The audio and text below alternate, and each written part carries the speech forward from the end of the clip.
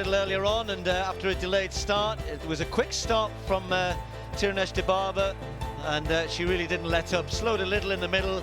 Fast last kilometre gave her a winning time of 31 minutes and 9 seconds, and nobody able to live with her. Great battle for second place. Gemma Steele of Great Britain holding off Wanjiku, who'd been the early leader. Great confidence boosting run for Gemma Steele to take second, in a pretty quick time from her as well.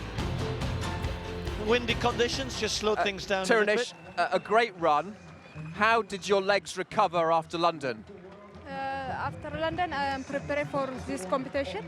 It's good. And the conditions today, when we're standing here, it's incredibly windy. How was it on the course? The course is very good, but a little bit wind, because of that, not good time. Okay. And what do you think your next race will be, your next marathon perhaps? I didn't decide. I don't know. Well, look, Tirunesh, a great run. Thanks very much. Always great to see you run here. Thank you very much.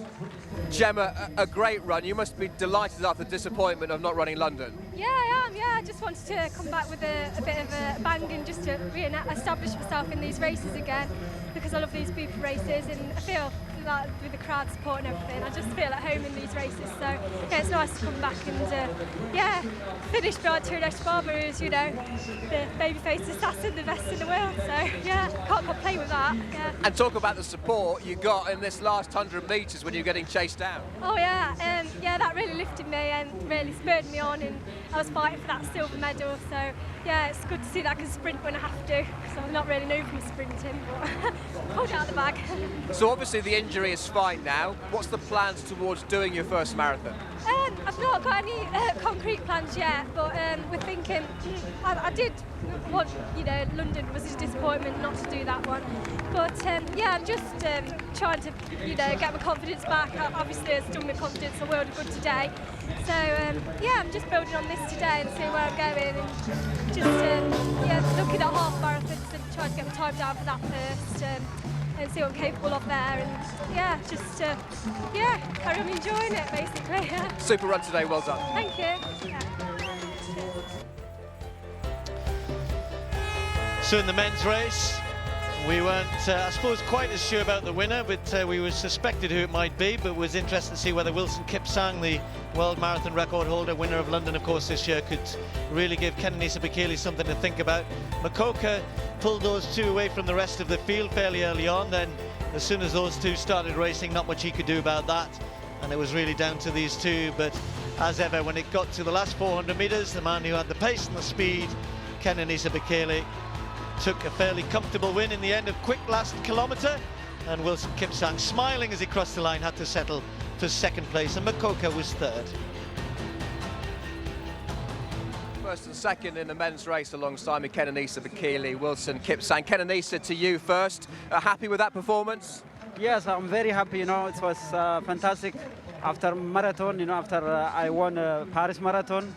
This is my first 10K in Manchester, so I'm so happy, you know, to win here. Difficult conditions with the wind. Yes, a lot of wind, you know, from in front. I try to stay behind, you know, a lot of time. So, you know, I achieved good. So Wilson, second place, Kenenisa got the better of you today, but it's not really your distance, is it? Yeah, I think for me it's really good, and how I have really performed today after my last marathon. I think it's really good, and this is it's a short distance for me, but I can really feel that the speed is still there. And so when do you think we might see the two of you racing together over 26.2 miles? Yeah, I think this was the start in a 10K, but I think in the next races or in the next coming years, we shall meet with them. Kenenisa, you look forward to more battles over the longer distance? Sorry, more races together over the longer distance? Yes, you know, soon maybe we have, you know, time to, you know, we are on the same level, you know, same age. So I think we have many times to meet, to compete each other. And in terms of your plans for your next races? I want to run, you know, on the track a little bit. I want to enjoy there, so maybe, you know. And Wilson, your next race? For now, I think I'm preparing for an half marathon. and then prepare for the full marathon. Yeah. I like it, guys. Great race to watch, and we look forward to many more in the future. Thank you. Thank you. I'm happy to be here. Yeah, Ken and Issa, we're very happy that you're here too. We can just catch up now with the top British finishers here. Nick McCormack in the men there, 29.20 Darren Deed, just over 30 minutes all the way down to Patrick Martin there, 30.40, 10th place. Of course, in the women's, Gemma Steele, she was in second place behind Tirunesh Dibaba, 32.09. That was a great comeback after injury, which forced her out of the London Marathon. You could just take a little look down there at the other finishers from a British perspective. Yeah, so that really ties up the elite race, doesn't it now? We're going to focus now on the masses and the amazing stories there are behind the reasons that people run. And wherever you look, there are stories of incredible courage. I'm Fiona Thistlethwaite. I work as a doctor at the Christie Hospital, which is the specialist cancer hospital in Manchester. I've run a lot in the past at university and school, and I'd decided to take up running again after having children. I was hoping to do quite a quick time in the 2013 Manchester 10K. Well, about 2 weeks before the run, I found a breast lump. And at the time I wasn't too concerned. I'd had breast lumps before, I'd had them checked out, they'd been benign. It quite quickly became apparent that this was something much more serious, and I came away from that consultation being quite certain that this was probably a cancerous growth. And that happened just the week before the Manchester 10K, so I was left with quite a difficult decision about whether to run or not. But in the end I decided that I'd gone through too many cold winter runs to not run, and I remember standing on the line on the day of the run, and at that point I promised myself that I would be back for the 2014 run. And on the Thursday of that week, I went straight from my own clinic, seeing patients, went up a flight of stairs to see the consultant to get the results.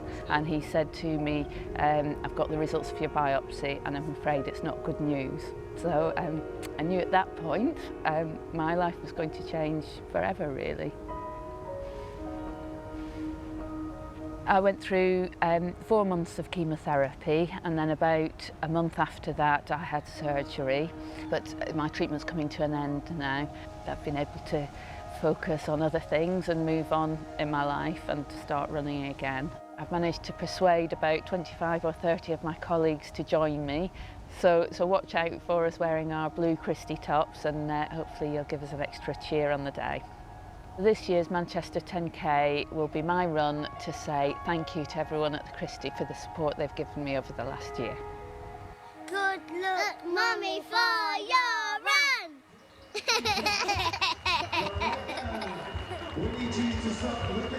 One of the first celebrities home, Michael Gray. You might be the first, in fact. Tremendous run, but warm out there today. It is, it's really hot. I mean, you've got to take your fluids on board. You can see people walking around, and it's just because of the heat. You know, everybody looks like they've trained, but again, the crowds have come out in their hordes, which is fantastic, and lots of money being raised for charity as well, which is fantastic. Now, obviously, football, you kept yourself fit. Is running a part of the regular regime for you, or do you have to dip in when it comes to race time? I try and stay as fit as I possibly can, but it's easy to give yourself a day off when you're running, you know, because you're looking after yourself, whereas a manager tells you you've got to train every day. But I'm fit enough. I'm quite happy with my time because, as you know, the media stuff, you're travelling all over the country, so it's difficult to get in a routine, but I'm happy with my 40 minutes. That's a great time. Well done today. Thank you very much. Cheers. Yeah, beautiful scenes here in Manchester. Great run there from Michael Gray. But I wonder how 5 Live's George Riley's doing. He's got his running shoes on today. He's doing a bit of work for us on the highlights programme later on. But more importantly, he's running for a cause very close to his heart. Hi, I'm George Riley, and I'm running the Great Manchester Run for the Steve Prescott Foundation. Steve was a good friend of mine, a terrific rugby league player, and ultimately a legendary charity fundraiser. He sadly died in November, and I'm trying to ensure his legacy lives on and raise some funds for the charity. Steve was diagnosed with a very rare form of stomach cancer that he fought until the very end. At the time of his diagnosis, he was given just months to live. He managed 7 years, and during that time he was able to show his two fabulous young sons the qualities and the virtues that are truly important in life. Steve went down with a real fight and inspired so many. And that's why I've come down to Salford Quays just a couple of days before the run to take part in Great Run Local, a totally free new venture setting up a community of runners who come together every Thursday night to train and race and socialise. It's only a local enterprise at the moment, but there are plans to roll it out nationally. Well, one of the things I like most about running is that it can be a really good social event. Training on your own can be a bit lonely and hard to motivate yourself. There's no reason to go out if you want to put it off. Look around here, around 50, 60 people ready to run together around Salford Quays in the sunshine. Why do you think something like this is popular? I think because people are getting more into running as a sport anyway, and the idea, it's not elitist. You know, you don't have to pay, you don't have to do any complicated joining procedure, just come down and run. Yeah, it's brilliant. It's really sociable and nice opportunity to run with other people. And I started running it to get healthy actually. And it's had loads of benefits for me, and I've sort of gone on to do sort of longer distances, and my ambitions have got much bigger. In fact, I ran a marathon in October and really got into running, and this is a great, lovely local community to run with, and some of my running friends here just gives you lots of company and stops running being boring. You know, it becomes fun. No one's ever left behind. I mean, I'm not a very good runner or anything, but there's always someone behind you, and you know, you never feel like you're the last one ever. I bet this is the first time this year you've been able to run in those sunglasses. It is indeed. However, it won't be the last. Okay, on your marks, set, off you go.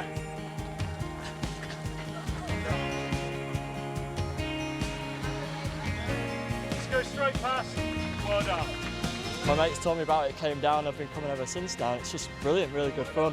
Good run that having roads, you can run like canal edges, no crossing roads, it's safe and good. Yeah, really enjoyable. We did sort of treat it as a race tonight. We did today, yeah. Yeah, we raced each other along the way. What happened there? Photo finish, I think we should say. Yeah. Well, that was great fun. Made a couple of good friends with a couple of blokes chatting their way around. Which meant I missed the 2K, which I was supposed to do when you turn around. So I've ended up doing 5K, which wasn't in the contractual agreement. But it's great. And all the volunteers on the course as well, just giving up the time for nothing and applauding you and clapping you around. And everyone just catching up and making plans to go for a drink after. And then this at the end, unbelievable. So, really, really good.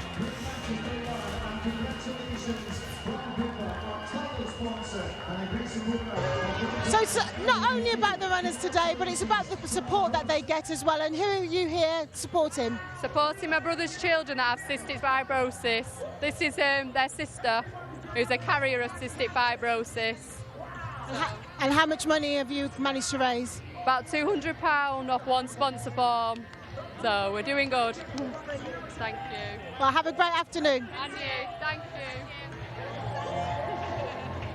Well, we spoke to Phil Neville at the start. He was looking forward to the occasion. Did it live up to expectations? Oh, it was definitely it's unbelievable out there. You think you're just going to do it just to put a name on the charity, really, but you actually, when you set off, you see the support that's around the track, and the swell of support just takes you round, and it's hard. Let me tell you, you can train all you want, but when you actually start running in that crowd and you set off at the start and you think, oh, I'm like Seb Coe, I can fly around this, and you get to 2K and you've got nothing left in your tank, then it's a long way. But no, it's a fantastic day.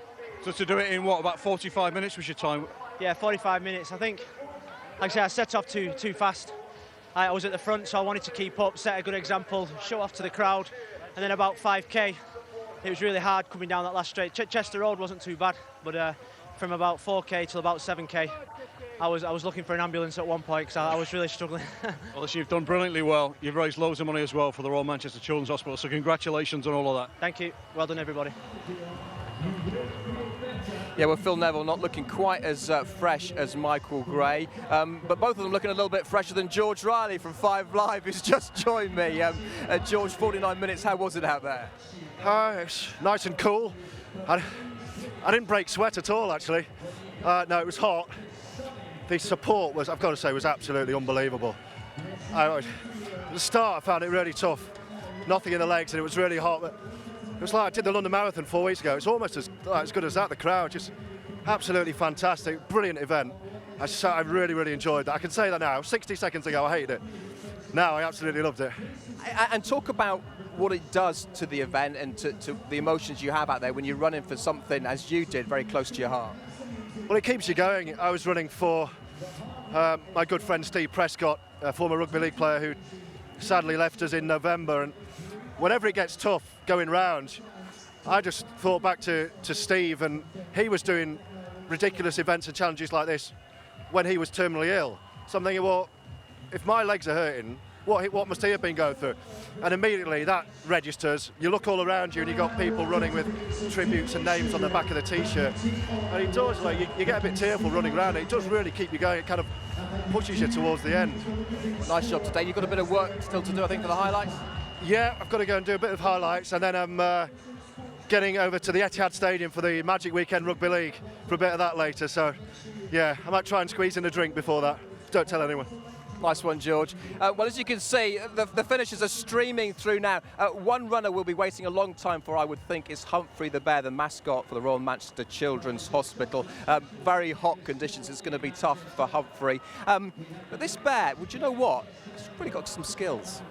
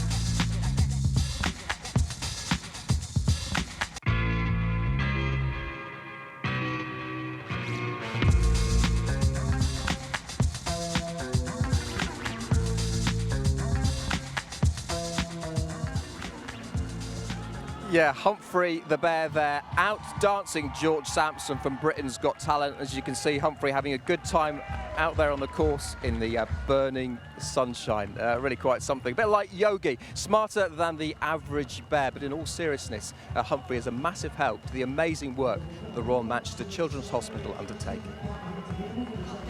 The kids love Humphrey. I mean, he's such an inspirational character to them. This huge teddy bear walking on the hospital, and the faces light up when they see him, and that's a beautiful sight. I've been working with Humphrey a lot for the past few months now, putting him through his paces, getting ready for the 10K, and I have to tell you, he was incredibly excited. He'll be there on the start line cheering on the elite athletes, and I'm sure he'll be trying to get in there with them because he's looking to get a better time than last year.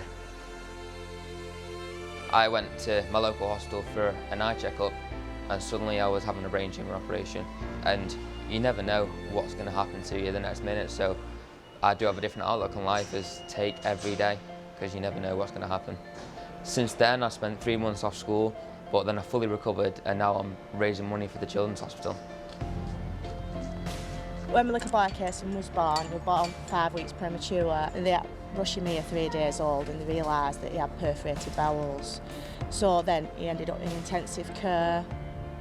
We told you, lad, not going to make it from Wigan to here. Because they weren't sure. Oh no, it was horrible. It was scary, really scary. I got rushed from my local hospital to Pendlebury, and the doctor stayed by my bedside all night just in case something happened, and that moment will never go. From coming in last night straight to A&E, they was absolutely brilliant. There was all there as a team ready for her. This is how friendly they are, and the surgeon said, "Are you happy with what I've done?" And that, you know, because he kept promising me, "We'll have a little boy." And that. got a little monster. I've been back at the hospital with post-care and stuff like that, and I can now appreciate the work that goes into it and the scans and everything that surrounds that and how talented these people are. And I can see that other younger children around me, the lives that are being saved, you know, in this hospital right now, the talent that is going on, it's incredible. I'm quite laid back, so I get by without letting things get to me, like go for a run. If you're stressed, that's good for your training.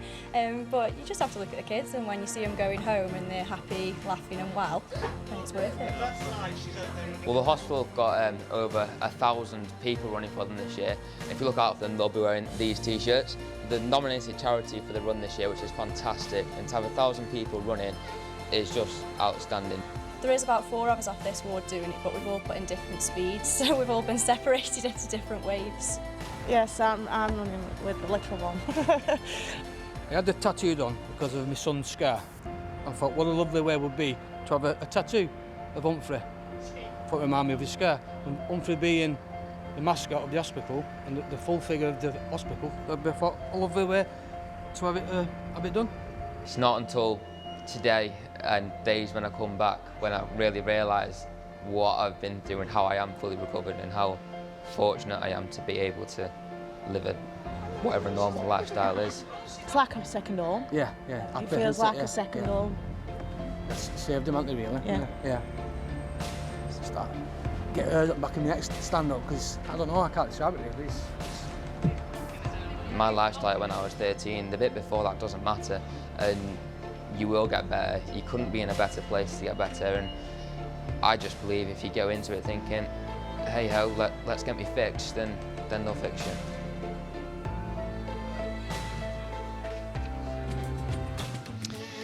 Well, there's so many great stories, and that, of course, one of the principal ones we're covering this year. Humphrey, very much a star of today, but so many stars out there, thousands and thousands, tens of thousands of them, all running for their own particular causes.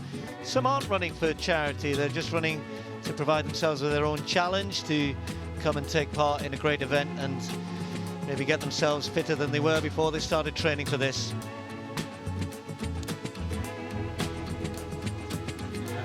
Andrew's been keeping an eye on some of our celebs who are out there, and we were looking for Bill Turnbull. We think Bill Turnbull, there he is, just crossed the line. He was confused earlier on, he thought he was heading to the Stadium of Light. We'll have to let him know it was Old Trafford. I'm sure he does know. I think perhaps he did go to the Stadium of Light, because he's finished 3.5 minutes behind Louise Minchin, so she has bragging rights, comfortably bragging rights. She'll be waiting for him with a mocking face. Very good times by some of the celebrities again. I think Kevin Kilban went off far too fast. He was through 5k in 1940, but finished in 43.14, so struggling home. He has lost a yard or two of pace as they still go out towards that great theatre of football, theatre of dreams. Down Sir Matt Busby Way by Old Trafford. That's just about the 4 or 5 kilometre mark out there, so a long way still to go. Some walking already, some running, but a huge, huge field. And again, most of them running for great causes. I hope that is a costume, otherwise I worry for this man. But again, it's a sense of personal achievement. It doesn't really matter what time you run. Some will be very pleased with the times, but some pleased just to compete. They're the Italian brothers. Still ready, because still they wait to go off as well in Portland Street. Again, they send them off in different waves. So it's almost like a few different races. Simply couldn't cram all these runners, 37,000 or so, into a 10k course. It's crowded enough as it is, but it's fascinating watching the different faces and figures of the people coming across the finish line, because some have clearly run themselves literally to a standstill and then to a collapse, but others have saved quite a bit more for the finish. Big crowds here in Dean's Gate, where they are, well, there's all of the runners. It's such a welcome sight as they turn that last little bend under the railway bridge and can see the finish line just 150 metres or so ahead. And they'll keep on coming pretty much for the next 2-3 hours, because as Andrew was saying, there's 1 or 2 waves still yet to go off. A personal request, good luck to Chris Murray, who's running his 6th Great Manchester Run. He's got better every year. He's running in aid of the Kirsty Club. But I understand today he's running in a 2:2, so his PB might have to be left for this year. As we said, quite tricky conditions, certainly in the second half of the race. It's breezy out there, it's sunny, it's warm. but it's great fun. Well, we spoke to Louise at the start, and you've done breakfast proud, I think. I've no idea. I've done it. That's all that counts, isn't it? And you're looking, I just said to you, surprisingly fresh, because I've seen some real struggling people coming through the finish. It's such a hot day. It's a really hot day. It's ridiculously hot out there, so I just thought I'd go fast so I get out of the heat. I ran in the shade when I could find it. And those showers were just amazing. Just ran through the showers, and that kind of cooled me down. But it's a fantastic race. Amazing to run through the city like that. Great atmosphere. I was going to say, is it what you'd expected? Has it surpassed that? It's lovely. It's just a lovely atmosphere. Everybody cheering you out there. And there's also, because I'm a bit slow, so I was kind of with people going, there was one lady who's running in front of me, and then she'd stop every now and then, and I'd catch up and go, come on, Sheila, we can do it. And then she'd go faster than me and then stop again. Eventually we got through together. So it's really, team sense. That was absolutely brilliant. Really great run to do. Thank you. Great camera on. And then I kind of missed, I got to 6K and I thought the next marker was 7. It was 8. I was like, yes! How did maybe I went the wrong way. No, you've really done, enjoyable. That's great to hear. You've done wonderfully well, and hopefully we'll see you again next year. Look at my time now. Thank you. I'm a bit tired. Yeah, I think everybody's a little bit tired. And if you're sitting at home and you're wondering what these amazing events are like, you really should enter one of them. They really are incredible. You see the likes of Kenenisa Bekele and Tirunesh Dibaba coming through the finish, and then the amateur runners like this running for all sorts of reasons. And I think one of the things that today does, and days like it do, is really challenge your perception of what is possible when you put your mind to it. My name is Reepi and I'm running for cancer research in memory of my auntie Surinder, who died of cancer. And this is my run. She developed kidney cancer in October last year, and it quickly developed and spread into her spine and into her bones. And unfortunately, she died in February this year.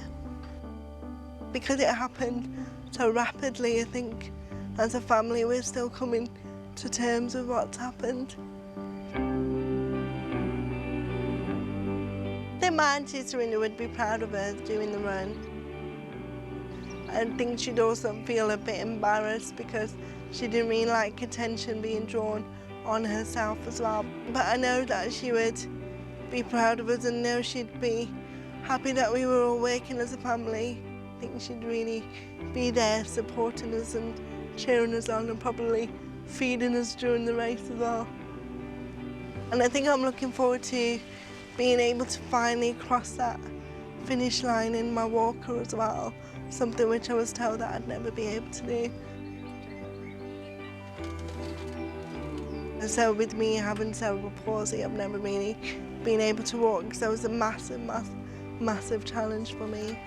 I've not been able to walk or run for the past 26 years of my life. I'm going to do about 7K in my chair and the rest of it in my walker, which is a really big challenge.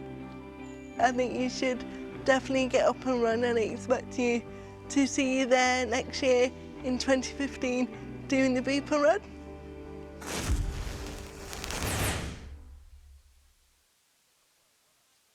We had a chat with Louise Minchin earlier from Breakfast. Bill's here now with us, and we spoke earlier on, and you've talked about the atmosphere and you've experienced it before. How did this compare to previous runs?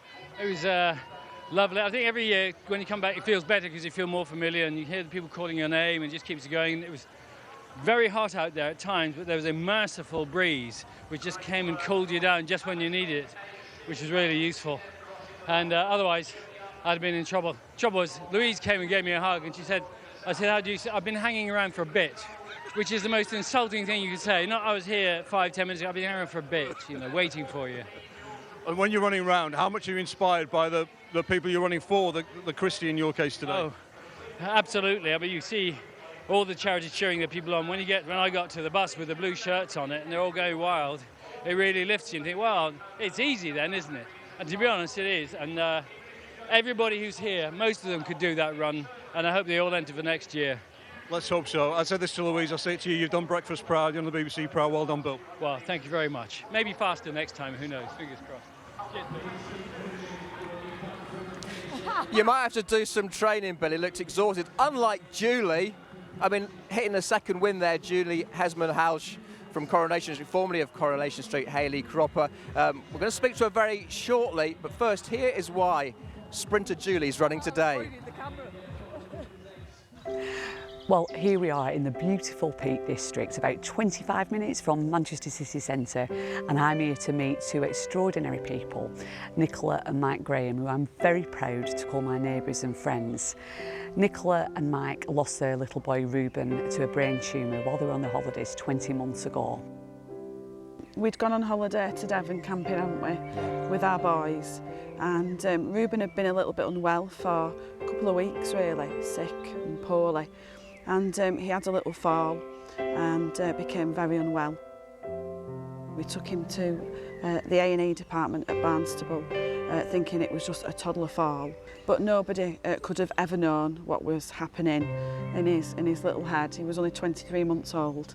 As our week unfolded, we discovered that Reuben had a very rare and aggressive brain tumour, and we lost him a week after diagnosis.